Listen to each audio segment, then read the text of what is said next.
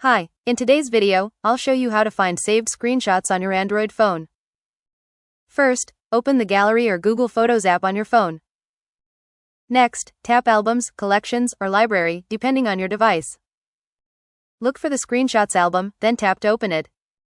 Here, you'll find all the screenshots you've taken on your Android phone. If you can't find the Screenshots album, open the Files or File Manager app instead. Go to Internal Storage, then open the Pictures folder and look for the Screenshots folder. Your saved screenshots should be stored there, and you can open, share, move, or delete them whenever you want.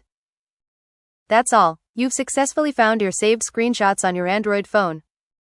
Happy watching. Don't forget to subscribe for more tutorials.